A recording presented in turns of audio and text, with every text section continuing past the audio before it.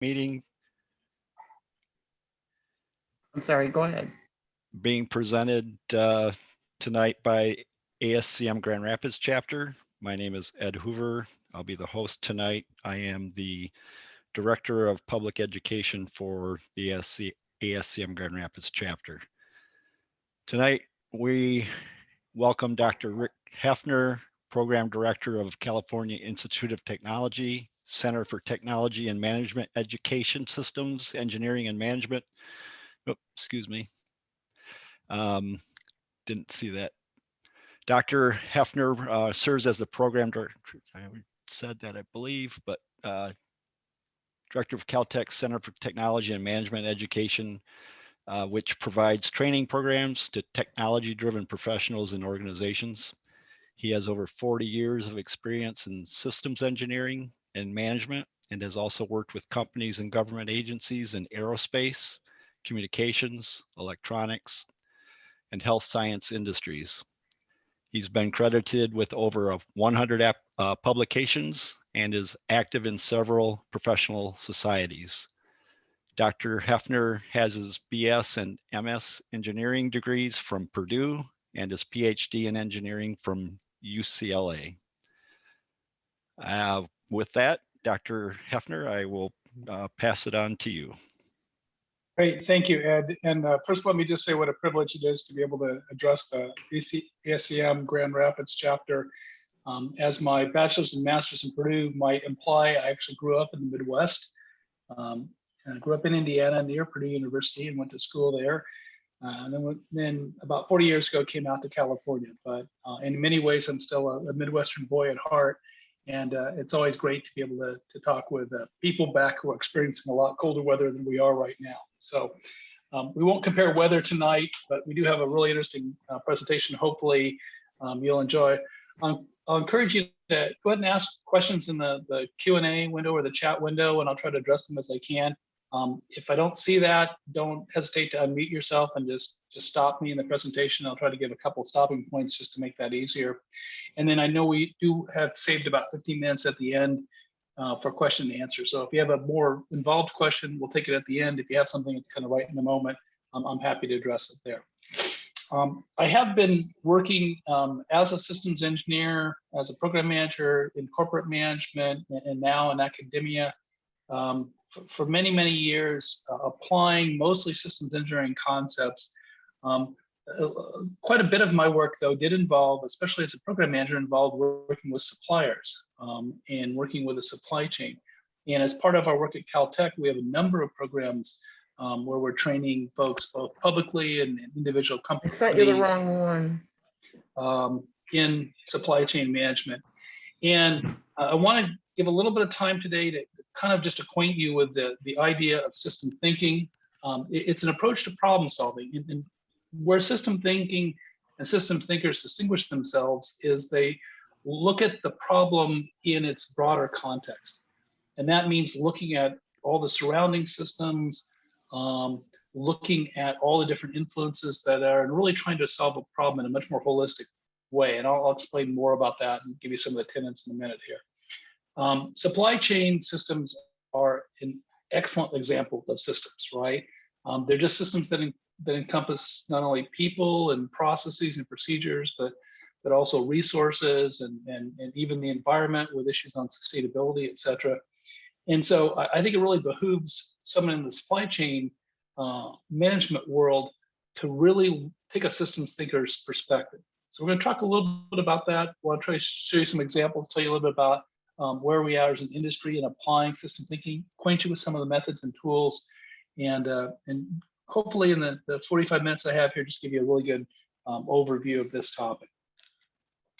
I will leave you too with some resources for some follow-up thinking if you want to. Let's talk with just some principles of system thinking. So a lot of people define it in different ways. I come from a systems engineering background. So in COSI, the International Council of Systems Engineering has spent a lot of time thinking about systems and systems thinking. And they have this little graphic here, which I've shown. This is part of something called the handbook. And on the left-hand side, you can see the quote: system thinking is concerned with understanding or intervening in problem situations based upon the principles and concepts of the system paradigm. So this is a definition that uses system paradigm to delay what it means. But that's because the system paradigm is really a complex thought. So the fundamental idea in system engineering, though, is systems thinking applied to product development is the field of systems engineering. You're using system thinking concepts to think about the natures of the systems that you're designing and building. And in the same sense, if you're designing and building a supply chain system, then you'd want to use system thinking concepts there as well. And part of the idea is taking something complex like a supply chain system and breaking it down through some common principles and systems and patterns so that I can recognize these patterns and I can use those in my design process. It's interesting, it's a big topic these days, and I will say that they're even teaching systems thinking to our grade school children now. My daughter got system thinking training when she was in high school. It's kind of replaced what we used to call the scientific method. And this little iceberg is kind of one of the ways they explain it. And they say, they would say the following: we observe certain events, certain behaviors that are happening, whether that's watching a rainforest as it's decaying, whether that's looking at climate change, whether that's looking at the behavior of a vehicle that I'm trying to design, like a new Tesla, right? And those behaviors, we can only kind of react to what happens. We can try to correct things when we see things that are broken or things that are going in the wrong direction. For example, maybe we're eliminating a species, and we can try to figure out, well, how do we modify the environment to retain that species? We know that those events, though, are the result of certain patterns of behavior, right? And those are things that we would want to be able to anticipate. And we know that these patterns of behaviors are driven by the underlying systemic structures. So sometimes they talk about the components and the connections. The components of things and how they're connected. So for example, if I was designing a gas-powered automobile and I was concerned about something like gas mileage, I know that the gas mileage is going to be driven by a lot of different design decisions I'm going to make. It's driven by the aerodynamics of the body. It's driven by the size and weight of the engine. It's driven by the weight of the chassis. It's driven by the efficiency of the combustion system, the carburetor. It's driven by the way I handle the exhaust. So those structures, those components, and how those components are connected are going to drive these patterns of the behavior. And then we're going to see some event like the gas mileage you might get. So if we want to design these structures, then we've got to make some mental models of how the world works, how these components and connections are going to work together to achieve some of these behaviors that we see in the events, right? And so system thinking is all about creating new mental models and putting them down on paper in some way so that we can share and communicate them with others. So when we're developing a system, we're going to have a different mindset. And that mindset is going to look at things like boundaries, right? What are the boundaries of my system of interest? What is outside my boundaries? What's in the environment? What are the other systems that my system interfaces with, right? Who are the stakeholders, the people who care about how my system works and who want me to influence it to work in a certain way? And what are the issues that they're concerned with? For example, we're talking about an automobile. I might be concerned with the gas mileage. I might be concerned with the handling qualities. I might be concerned with the ride comfort. I might be concerned with the cost of operation. I might be concerned with how fast I can go to 0 to freeway speed. All right. So boundaries are important. Multiple perspectives are important because often the stakeholders will frame the issues in different ways. And sometimes what the stakeholders want will be in conflict with each other, right? Or what the two things the stakeholder might want might be themselves in conflict with each other. And then it's about understanding the relationships, the networks, the other systems that are interconnected to my system, right? And then thinking about how do I break my system up into a set of design problems, and then how are those design problems interconnected? For example, standard automobile design says that somebody would design the engine and somebody else would design the body. Yep, there's some connections though. The engine has to fit inside the body, and the two working together are going to influence gas mileage. So how do I make those kind of trade-offs that occur across these systems, even though I've broken the system up into different design pieces? So this little graphic you see on the right is one it's quoted a lot of it, because it's a lot of yin and yang stuff. There's structure and process. There's linear and nonlinear things happening. There's sometimes I want to think about the system as parts, and sometimes I want to think about the system as a whole. And so a system thinking mindset has these 4 skills and keeps that in mind as I'm balancing all the discussions of this system concept. So let's look here then at some principles. There are quite a few principles out there. I'm not going to be able to discuss all of them here, but there is the reference there. You can see at the bottom, you can see that lots of ways that we think about this kind of scientifically, right? Ideas like what's the boundary of my system, and what comes across that boundary. So you might think of the automobile as an entity. Well, it's going to interact with the roadway. The roadway is probably outside the boundary of what the car designer is able to influence. So they've got to make a car that can run on all kinds of different roadways, and that might change the behavior. And certainly if I don't know what kind of roadways exist that my car would be riding on, I'm going to have trouble designing the car. This idea of holism, right? Viewing the system as a whole, not just as a bunch of parts. There will be some behaviors that occur out of the whole that maybe I couldn't anticipate with just understanding how the piece parts work and how the connections are made. And they call those emergent properties. And we're going to come back to that in a second. A whole nother page of these, right? And you can see this is looking at several different dimensions of the problem, both dynamic and non-dynamic or static, looking at things that involve humans and things that don't involve the humans, looking at the system as a whole, as piece parts.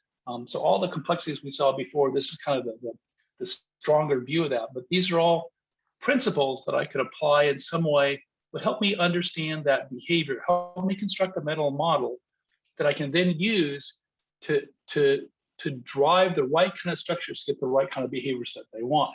In other words, be able to design the system. Now, relate this back to supply chain management. If I understand the supply chain is composed of a bunch of pieces, some of which I could affect, and some of which I cannot, then I can try to affect them. So I'm going to try to simplify it down though for the context of this talk and talk more practical. And so I'm going to redefine this as a holistic approach to analysis, right? And it focuses on both the system's parts and how those parts interrelate. But I also want to be concerned about the systems, how they work over time and within the concept of a larger system. So sometimes we call it a system of systems. My system may be part of a larger system that has several other systems in it that are all interacting and that affect the way that we can do things. So 3 key concepts we're going to talk a little bit about here to help us tease this out. One is the idea of hierarchy. I can take a system, I can break it up into smaller subsystems and break those up into smaller systems. This is typically the way we handle problems, especially problems of complexity. We take a problem and we break it up into smaller things, right? If you had to manage a project, you'd break the project down up into teams and give each team some tasks. And you'd break the tasks into subtasks, et cetera, et cetera. And that would be the way that you'd split up the work. That creates interfaces, which is the price that you pay for breaking up the holistic problem into a bunch of piece parts. The second concept is complexity. Systems are complex, and because of that, we can't always construct a fully complete mental model. So there's always going to be things that happen that we don't expect. Some of those might be positive, some of those might be negative. We call these emergent behaviors because they emerge out of the holism of the system. They result from lots of smaller decisions that I typically make with the piece parts, but they are characteristics of the whole. And we'll come back to that in a second. So this idea of hierarchy, complexity, emergent behavior are going to be the three ideas that we're going to tease out. So here's just a quick look of how I might think of hierarchy, right? So if you look at the blue item there, system of interest, that may be the system I'm concerned about. So maybe you're in a supply chain and you're setting up the procurement process, right? Well, that procurement process exists in a larger context, right? So there's other things that are other system elements that are part of the broader system of systems that your system of interest is a part of, even though the piece that you have control over, the piece that you can design, the piece that you're responsible for might only be a piece. And then my system of interest might be broken down into system elements. So I can use this hierarchy, and that's a way for me to kind of sort out what's going on. The real question is, how are all those pieces related? And how does the system above me that I'm part of work? And what about the system above it and the system above it? So I'm constantly looking for the influence of systems outside of where my immediate concern is. Plus, I'm concerned with things like the orange elements here, the pieces of my system that I can control. How do I organize those? How do I make the interfaces between those happen?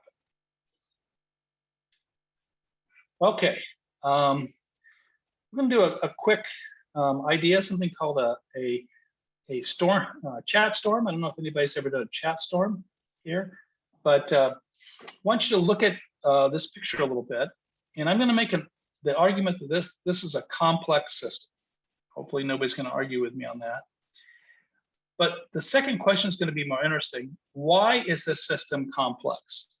So I want to get some feedback from everybody here in the audience. So open up your chat window, start to address a chat to everyone, okay? And I want you to type in the message of why you think the system is complex, or what makes it complex, but I don't want you to hit return. So you're not going to send the chat, you're just going to type it in, leave the text setting there in the chat window until I say go, okay? So everybody open up your chat window, it's in your toolbar, on Zoom, probably at the bottom of your screen, some of maybe at your top. Open up the chat window, address a message to everyone, that's the default, and type a message in, but don't hit return. Just type it in. What makes this system complex? Okay. Give me a couple seconds when I say go. I want everybody to hit return. Okay, and all the chats are going to storm in as a group. Okay, a couple more seconds. What makes the system complex? 1, 2, 3. Everybody hit go. Everybody hit return. Okay, lots of feedback here. Great. So here's some pieces, right? Lots of different parts, right? Okay. The fact that all the parts are different, all the pieces are different. There's motion going on. Motion always adds to complexity, right? There is some synchronicity, right? The balls have to be at certain places at certain times in parts of this, right? So that synchronicity causes confusion, right? If you had to think about this system breaking down, where do you think the system would break down? Okay, one of the good answers for that would be where the humans are, right? Because we know humans are a little bit unpredictable. What if a human has to take a coffee break or use the restroom? You know, it looks like the whole system would shut down. Another thing that makes this really complex is that we can't see all of the system. Okay, if you notice, the balls are going off the left and right and the bottom of the screen here. So the fact that we can't see it, when I look at a piece of it, makes it tough to understand. Another thing that makes it complex is we don't really understand what the purpose of the system is. I mean, clearly it has something to do with moving blue balls, but to what extent? Is it supposed to move them efficiently, as fast as possible, to some other means, right? We don't really understand. And so just kind of all the systems that we work with, supply chain systems, have those same kind of elements in them, which makes our supply chain systems complex by nature in the same way that this picture is complex. Let's talk a little bit about emergent behavior. Think of designing a fighter jet. So if you were designing a fighter jet, what would you care about? Okay, on the left-hand side in the bubbles, I've got some things like performance, right? How fast can the fighter jet fly? And and how quickly can it maneuver, and is it stable? Can the pilot control it? Is it easy to fly? How much does the pilot jet cost? You know, what kind of turns can we do? How quickly can we accelerate? Right? How much payload can we hold? Right? So if you were designing the fighter jet, what would you try to do to affect some of that? Well, there's a number of systems there listed that you'd have to design and different parameters. But the trouble is all those systems would be coupled. So no one person is smart enough to design all those pieces of a fighter jet. And so we tend to break that down. We use a hierarchy to say, well, there'll be an engine group, and some people worry about the afterburners, some people worry about the thrust reversers, et cetera. But we know that some of those decisions will affect things like performance, stability, control, cost, aerodynamics, et cetera, right? But they'll also be dependent upon some of the other aspects. So it's very interesting when the United States government first started buying planes, they actually bought all the piece parts from different suppliers, and then they would put the planes together. And so they typically buy the engine from one company, and they'd buy the wings from somebody else, and they'd buy the fuselage from somebody else, and the tail from somebody. And then they try to assemble the plane, and then we'd fly the plane around to see how it behaved. And often, the sort of behaviors that they want did not emerge properly from what they want. So maybe they said, well, this plane is too slow. Okay, we're going to need to get a bigger engine. So they'd go out and buy a bigger engine. They put that together with the other parts. And they'd say, well, now the plane is tough to handle. We need to put a bigger wings on. They'd go out and buy bigger wings, and they put that with the other parts. They say, well, now the plane doesn't maneuver well. Well, we need to put a bigger tail on it. So they go buy a bigger tail, and they put that on the plane. And then someone would say, well, now the plane's not fast enough. We need a bigger engine. It was that inability to work together to design a whole plane where all the piece parts worked together properly so that the behaviors I cared about, like performance, stability, et cetera, emerged from the design in a proper way.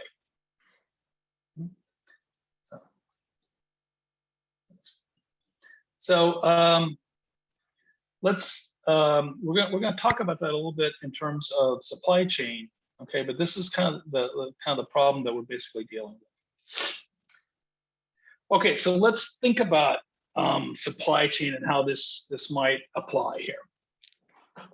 So first thing is to just recognize that the characteristics of a supply chain management are not that much different than a fighter jet in terms of from a systems thinking perspective.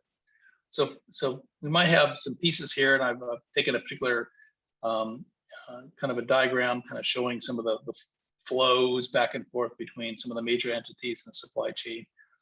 And the problem is it's inherently kind of uncertain and unpredictable. There are people involved who can't really know what's going to happen. Sometimes we don't know things like what the demand orders are going to look like, or what engineering changes are going to come down, et cetera. And we don't even know some of the structures. There's some interconnections here that quite often we don't know. So it's going to make it very, very difficult to predict any kind of behavior of the overall supply chain, like how efficient it might be, or how effective it might be, or whether it's like truly sustainable. We can't, even though we have to reduce it to parts, right? We can't keep reducing it to parts and then redesigning and reassembling the system and hope it works. We have to kind of adjust it on the fly.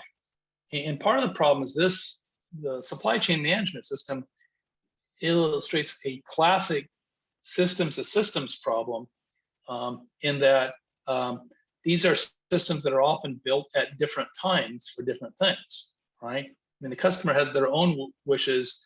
They're not necessarily trying to work in the most productive way with the OEMs, the suppliers, the MRO service providers, and the contract manufacturers, right?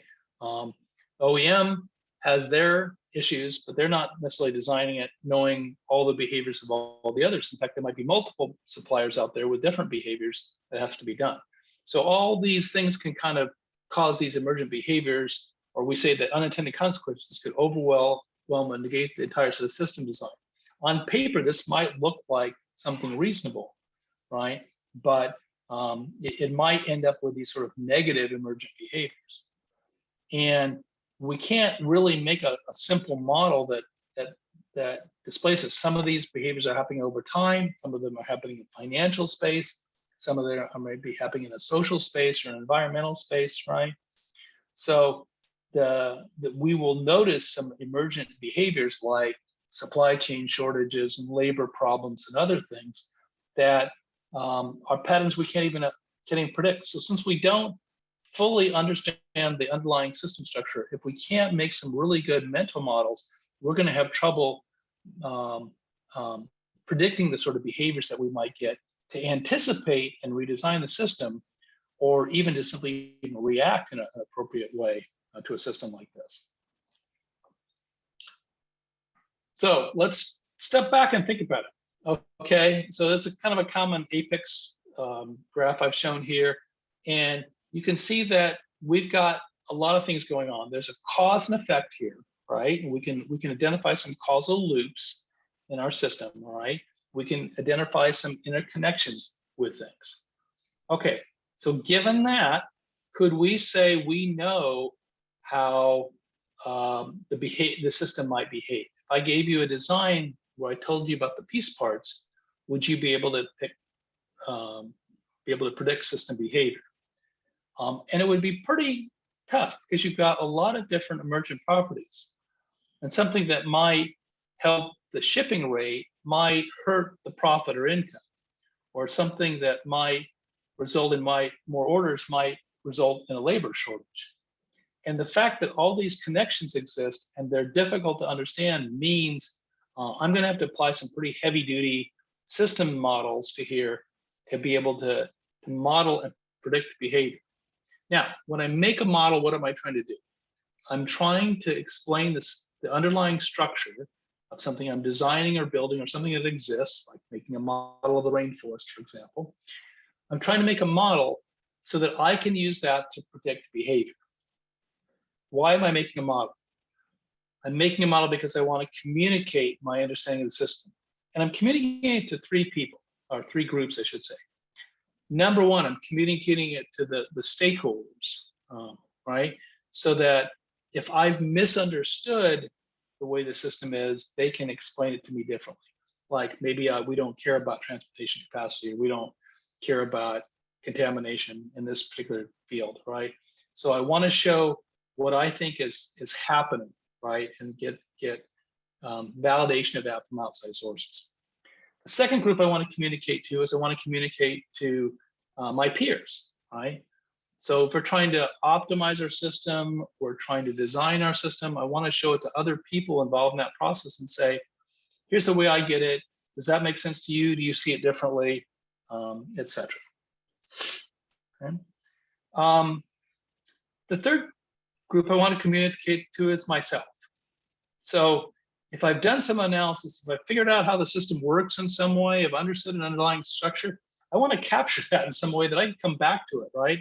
You know, maybe by Friday I've got a really good understanding of something, and if I don't write it down in some way that I can come back and interpret it later on Monday morning, I'm going to have trouble resurrecting all of the smart ideas I had back then. So I'm doing it to communicate myself, or just to capture it for knowledge kind of going forward here. Okay, so where are we in terms of modeling? Well, I found a really nice paper. I'll give you the reference. It's going to be in the last sheet here of the presentation, but it talks about some of the models that we've built, right, and some of the directions. So this is a great paper coming up to speed real quickly on what kind of models do we know how to build in supply chain management right now. Turns out there are 4 focus journals which really kind of cover the bulk of material in this area. There are 2 really what we call seminal papers, which are very useful to read. Both of them get complex really fast, so just put your thinking cap on, make sure you have a cup of coffee when you sit down with them. But both of them do a really nice job of kind of understanding the field here. In terms of models, we've built, and the paper I'm quoting from here at the bottom provides lots of different models, from small, medium, large, complex, simple, etc., all different ways. One of the strongest thing I do is I can build hybrid models where I'm looking at a couple different dimensions at the same time, and I'm looking to see how they're related. What we don't see relative to other fields in supply chain management is a lot of hybrid approaches. So that's kind of one of the really hot topics for future research here. In terms of scientific rigor of the model, you'd like to know that the model is valid, that it somebody could postulate the model, but is that how the world really works? In most of the published literature, they don't really talk about how I went back and checked that the model was valid, or that I used the model to predict some sort of behavior. And indeed, that's what we want. We're not building a model for the theory of it. We're building a model to help us redesign our supply chain management system, or understand how some action that we might take in our part of the supply chain management system would affect others in the system, right? But these aren't validated, so most of the work tends to be a little bit theoretical, and people are not really sharing the model equation, so sometimes it's not even possible for others to validate their work or to peer review it in that kind of a way. In terms of focus, the models typically take kind of an economic focus, so a lot of models on how we make the supply chain profitable. Fewer models on things like sustainability or efficiency or some of the functionality of the model, right? You can make a long list of emergent properties you might care about in your supply chain management that might be difficult to achieve, right? And many times we don't have models that really address those. Functionally, in terms of what functions the models are addressing, it's quite often planning and production. That would make sense. Planning would be something I'd want to model so that I could plan more effectively. Production, the same sort of argument. So that sort of makes sense here. And most often we see the utility sector addressed. So that's about a fourth of the papers, which is a lot, but there are a lot of industries that are really kind of underrepresented in terms of models. So if I look at this in whole, right, we're just kind of at baby steps in the system modeling. Even though the two seminal papers were written, 14, 15 years ago, we just really haven't spent as much time applying this. So applying system thinking and especially system modeling to supply chain management is still a relatively new field from that perspective. How might we approach this? So the same paper kind of suggests some arguments of that and says, part of the way to think about this is I have to decide at what level I'm building my model, right? So I could start with kind of the economic system, and I could include the major systems of interest there and look at some simple models, and we'll show some examples in a minute here. And I could worry about things like financial behaviors. I could really worry things like non-financial behaviors, like how much shipping I'm going to do, or carbon footprint, or pollution, or other things like that, wastewater. I could build some things around that. Or I could look at the social system involved. And that might be important if I was a government regulator and trying to think of how to regulate an industry. I'd want to know what a certain regulation might do, right? Or I'd want to know how to address a community interest from the community stakeholders about a particular plant and maybe how it would work, right? Or how even something as broad as like, how might the market be affected by some change in the system? COVID is a really interesting example. There's a lot of emergent behaviors that happen with COVID because we didn't really have good models for how a pandemic like this might really affect the supply chain. And unfortunately, supply chain's been one of those things that probably hit the worst of any parts of the system by COVID, because there was a lot of impacts on the social system and we didn't really know what that was. So what's the impact of on restaurants if we close them all for several weeks? Okay. Well, and what's the impacts on the restaurant's suppliers and the second tier suppliers under them and the third tier suppliers? What's the impact on the economy? All things that we'd have to address by building a social system model as part of it. Or I could do an ecological system, and that would be important if I was looking at sustainability or biodiversity or resource usage or land usage, other things like that.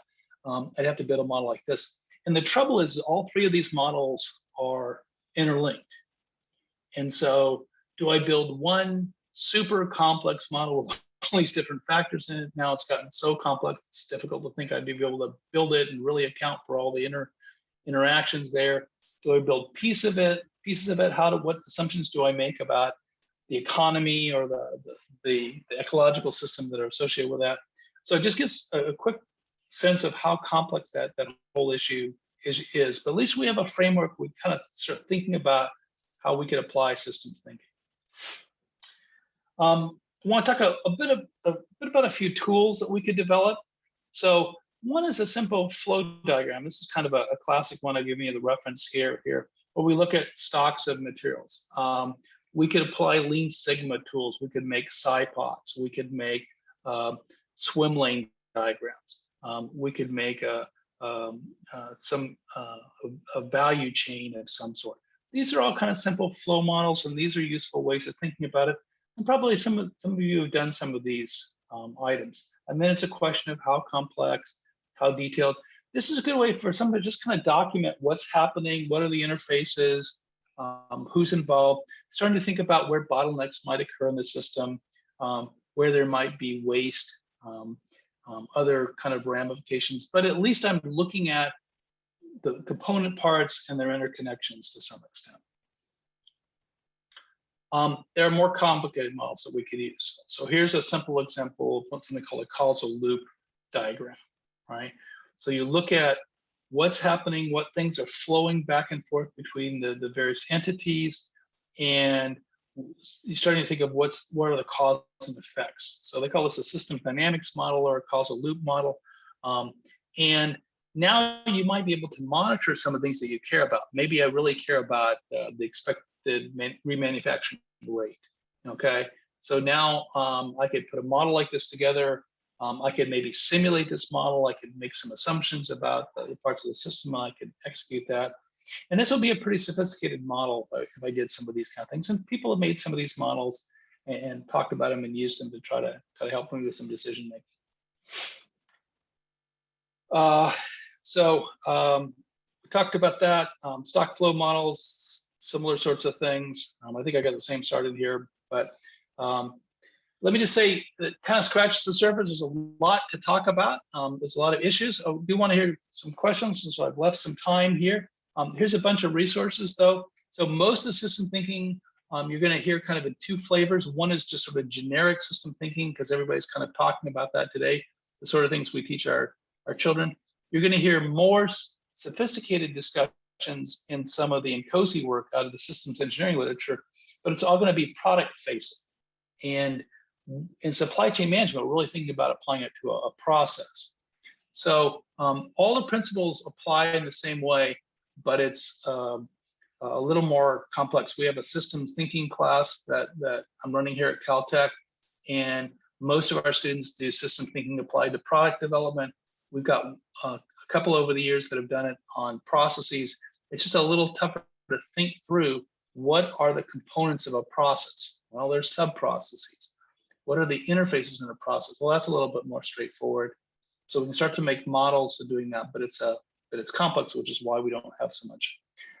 Several articles here that I've also shown. These are all live links in the PDF file, so you can click on them and get to the actual document, or you can look them up here, whatever it is. So just some ways to think about it. At the bottom, I've put the address for Caltech and our professional training group. We are going to start some system thinking classes next year, and might be a way to kind of jumpstart some of your knowledge there. So if you're interested in that, you can take advantage of that. So I've used just about all my 45 minutes. I think what we'll do now is just turn the rest of the time over for some question and answers.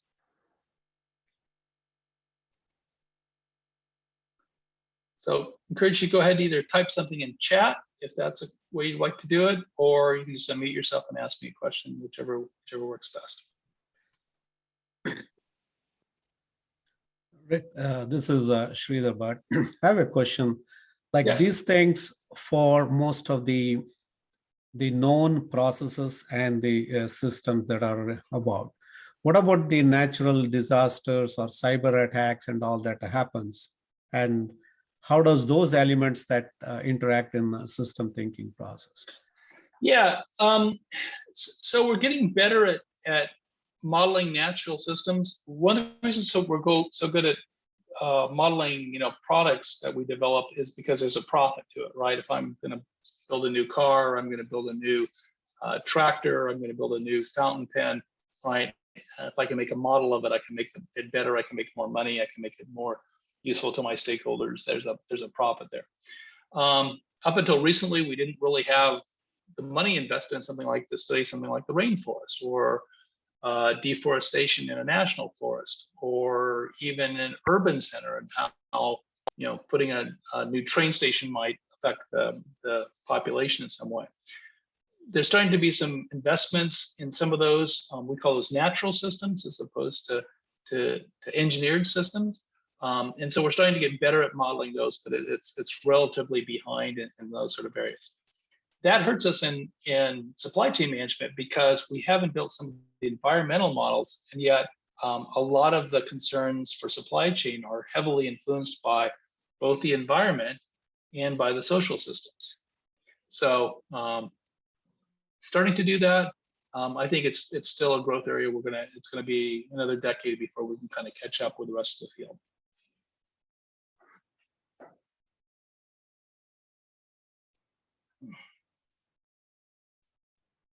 Thank you. Yep. Thanks.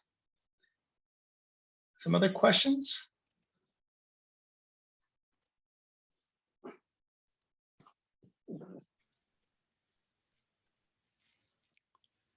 Quiet group today. I guess. Let me ask a question here. So I'm going to go back a little bit, back to this emergent behavior situation. So I'm interested in you. Let's do another chat storm. So open up your chat window if you would, folks. And okay, you're not fighter pilots designing fighters, but let's say you were designing a supply chain management system. What kind of emergent behaviors would you care about? What are the things that you would want to measure, maybe optimize coming out of a supply chain? So we'll do that in the same way that we did the chat storm before. So type something in, but don't hit return yet. What's an emergent behavior? So the pilot cares about performance. The pilot cares about stability, right? I might care about cost if I was the government buying the fighter jet, right? So looking at a supply chain as a system, what might you care about in terms of something measurable, a measurable characteristic of the supply chain? Okay. So I'm interested to see kind of if you're thinking the same directions I'm thinking of. Okay, everybody type something in. Okay, 1, 2, 3, go. Everybody hit return. Okay. Great. Okay, so I'm getting a lot of these, and I'm curious everybody can look through the chat. Things like reliability.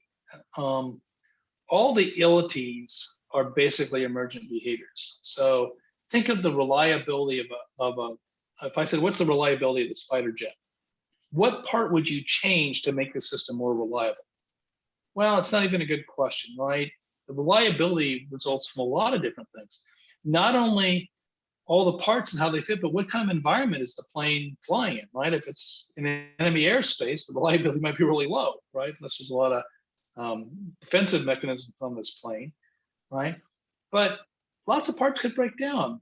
I'll tell you a story. I had a minivan with my family, worked really, really well, except for the fact that I had to take it in the shop once a year, because every year there'd be a little plastic part that would break inside the window, right? And typically it broke with the window stuck halfway down, and I'd have to go in and replace this plastic part. The plastic part only cost, $1, but the problem was they had to take the whole car door apart to get to the plastic part. So it would be, $1 for the part and, $100 for the labor. And it happened about once a year. And at one point I talked to the mechanic. I said, what is this scam where I have to give you $100 every year? And I said, does this part always break like this? And he said, well, no, it started breaking with your model year. The previous model year, the part was made of metal and it never broke. And I said, well, that's dumb. Who decided to make this? Why did they make this part out of plastic instead of metal that was working fine? And the mechanic said, well, the part's cheaper in plastic, so it's $1 instead of $2, right? And the plastic is lighter, so we get better gas mileage. Okay, so I told him I was willing to trade the buck and the millionth of a tenth of millionth of a mile per gallon better gas mileage for having a part that didn't break all the time, right? That's an example of one piece part, one design decision in the guts of the entire car that affected the overall car reliability. And so a lot of the illnesses are like, those are emergent behaviors. Reliability, usability, maintainability, anything you can put an LD after typically is going to be an emergent part, right? Some other people said simplicity, efficiency, right? Cost is an issue I might care about in supply chain, right? Interdependencies is an interesting, if the system is highly coupled, that means one part of the system is going to affect the other parts more strongly. That's difficult, right? If I can't get dock workers to unload the ship, and as a result, I get a bunch of ships in the harbor, and as a result, we have a huge backup in the supply chain, that's an issue, right? And so when systems are highly interdependent, then they become more difficult, more sensitive to these kind of emergent behaviors. Product consistency, safety, cost, right? Yeah, these are all kind of good ideas, right? So all good ideas about emergent behaviors. Good, so you have the elements that you need. Now it's just a question of going out, learning more modeling skills and building some more complex models associated with this. Okay, what other questions might we have?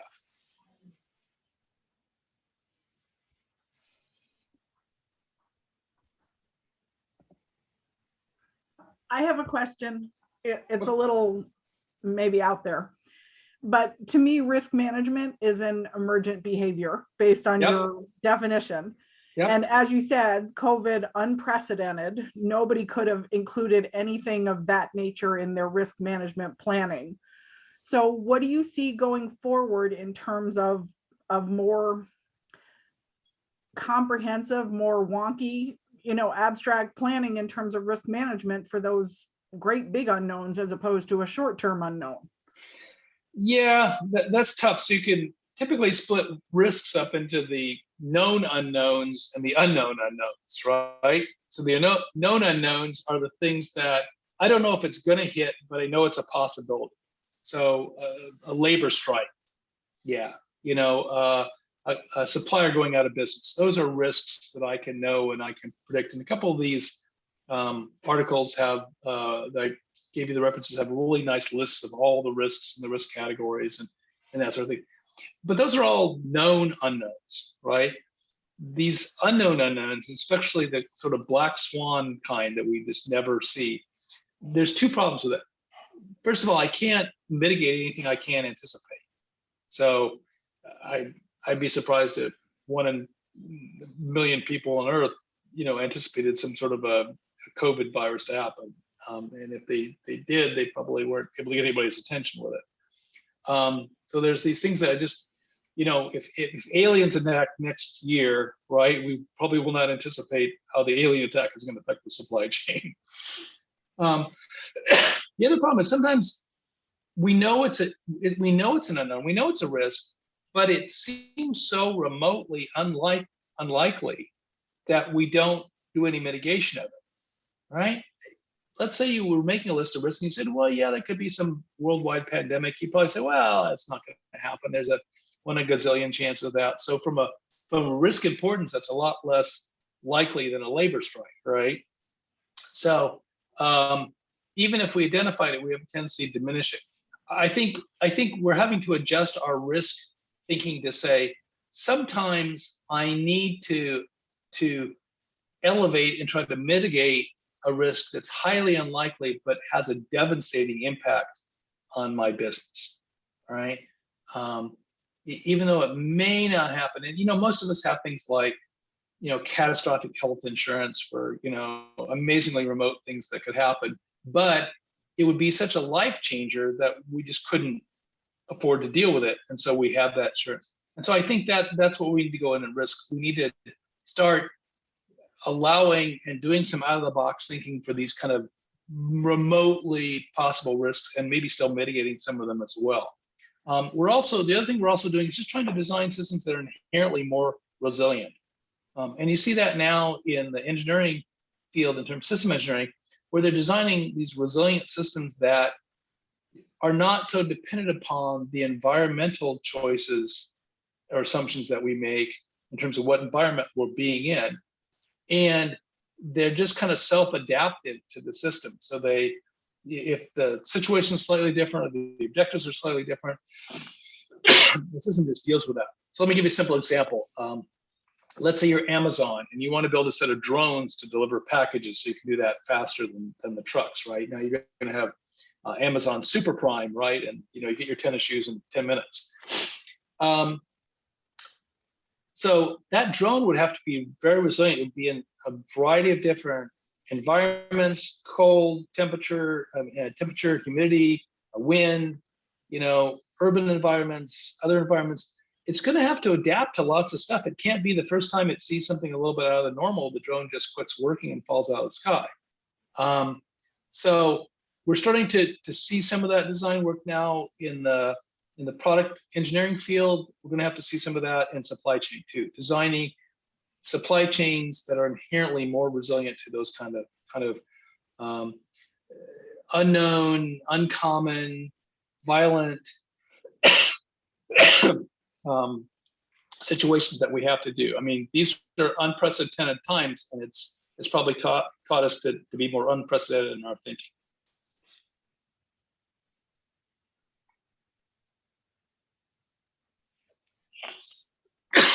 Excuse me. Anybody else with any questions here? I have another one. Sorry. No worries. See, this is to me, maybe I'm wrong, but you may say that. Like most of the engineering systems, like a product engineering, is much more static than the dynamism of the supply chain, in the sense that there are so many variants, so many elements, and each one is independent on its own, and there could be so many changes happening. So like the idea of the systems engineering approach, but don't you think that we need to use further technologies like artificial intelligence and machine learning and things like that, where you have a dashboard of all the events and understand quickly the cause and effect, and you should be able to react to that risk on top of it? Yeah, it's a great thought. So that's one of the concepts. If maybe I can't anticipate and design it, maybe I just have to have a more resilient or adaptive system where I can find the problem and react quickly. We teach a course in crisis leadership, and one of the things we define as a crisis is where when a problem happens, I don't necessarily understand cause and effect, so the solution isn't simple. I think sometimes when supply chain is disrupted, we don't really understand the cause and effect enough to know the right action to take, or we don't have the authority to take the right kind of action. As soon as the COVID mandate started happening, you could sort of guess without being too sophisticated that the supply chain was going to go have problems. But I'm not sure you can anticipate what kind of solutions you can come up with or have the authority to implement the solutions to fix it. So this find and fix mentality, I think, has got to be limited. Artificial intelligence can help sometimes. It was great that you quoted that. I think we're building systems that you can build AI into so that it has more of a self-healing process. Excuse me. That's potentially, but AI systems themselves are very difficult to model. And so you see systems now that are building an AI that are trying to kind of address that issue. How do I model a system? I heard a good discussion today about somebody who says, maybe we can't even validate the system. Maybe we can only validate the reasoning of the AI, the the way that it creates rules, not even the rules that it creates. There's a lot of interesting parallels with humans and how humans think and how AI systems think, and I don't know that we have rich enough models. So I think it's a great comment. I think we got to kind of take an all of the above issue, and there's certainly things that we can do in AI and others that could help that. But I don't think there's a simple solution out there for any of this. Thank you. Yeah. Okay, any other questions? Any inputs? Any feedback? Thank you. Thank you. I really appreciate your time. And the PDFs will be posted, and I really encourage you. My email's on the front chart. If anybody wants to continue the dialogue, I'm happy to do that by email. So thank you again for your time and energy. Thank you. It's a good presentation. Thank you very much, Dr. Hefner.